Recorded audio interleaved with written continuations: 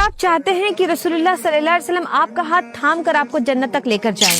आप जरा सोचिए कि रसूलुल्लाह सल्लल्लाहु अलैहि वसल्लम आपको आपका हाथ पकड़ कर जन्नत तक लेकर जाएंगे। अल्लाह के नबी सल्लल्लाहु अलैहि वसल्लम ने फरमाया कि जो कोई शख्स इस दुआ को फजर की नमाज के बाद सिर्फ एक मरतबा पढ़ेगा तो मैं इस बात का जिम्मेदार हूँ कि मैं उसका हाथ पकड़ कर उसको जन्नत तक लेकर जाऊंगा।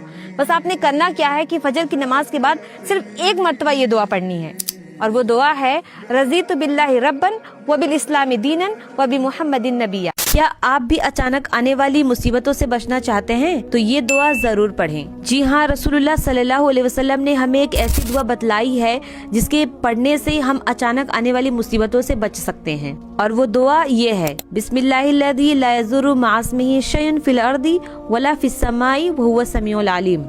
मैं शुरू करती हूँ अल्लाह ताला के नाम से, जिसके नाम के साथ ना तो जमीन में कोई चीज नुकसान पहुँचा सकती है और ना ही आसमान में, और वो सुनने वाला और जानने वाला है। रसूलुल्लाह सल्लल्लाहु अलैहि वसल्लम ने फरमाया कि जो शख्स इन कलिमात को सुबह शाम 3-3 मरतबा पढ़ेगा तो उसे जमीन और आसमान की कोई चीज नुकसान नहीं पहुँचा सकती और अचानक मुसीबत भी उस पर नहीं आएगी। इस दुआ को फजर के बाद और मगरिब के बाद 3-3 मरतबा पढ़ें तो अल्लाह ताला के हिफाजत में रहेंगे। जब भी कोई तकलीफ हो या परेशानी हो तो ऐसी सूरत में क्या करना चाहिए? अल्लाह ताला इरशाद फरमाता है कि वस्ताइनु बिस्सब्र वस्सलात, और सब्र और नमाज के साथ मदद तलब करो। आपको ये बात बखूबी मालूम होगी कि नमाज सिर्फ हम पर फर्ज नहीं है बल्कि सुकून भी है। सब्र और नमाज हर मोमिन के लिए बड़े हथियार है। नमाज के जरिए से एक मोमिन का ताल्लुक अल्लाह ताला से जुड़ जाता है, जिससे उस मोमिन बंदे को अल्लाह ताला की मदद हासिल होती है। सब्र के जरिए से किरदार मजबूत होती है। हदीस में आता है कि नबी करीम सल्लल्लाहु अलैहि वसल्लम को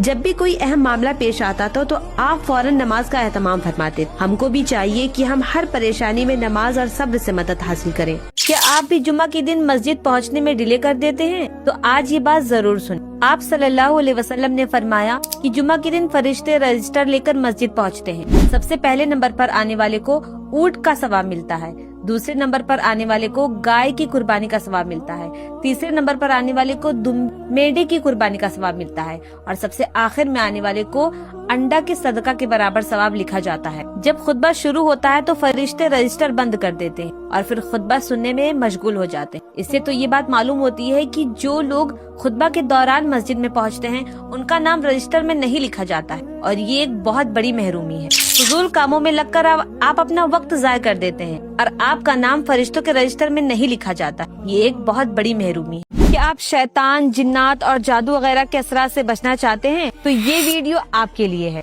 हजरत उक़बा बिन आमिर रज़ियल्लाहु ताला अन्हु बयान करते हैं कि मुझे रसूलुल्लाह सल्लल्लाहु अलैहि वसल्लम ने हुक्म दिया कि मैं शैतान, जिन्नात और जादू वगैरह के खिलाफ अल्लाह ताला की पनाह देने वाली सूरतों को तिलावत करूं, और वो है सूरतुल इखलास, सूरतुन नास, सूरतुल फलक।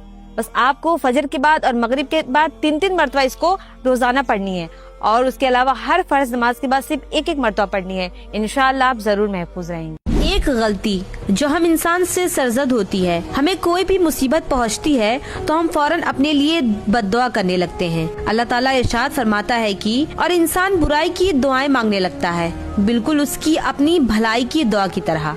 इंसान है ही बड़ा जल्दबाज, इंसान जल्दबाज और बेहौसला है, इसलिए जब उसे तकलीफ पहुंचती है तो अपनी आल औलाद पर हलाकत व बर्बादी के लिए उसी तरह दुआ करता है जिस तरह भलाई के लिए अपने रब से दुआएं करता है।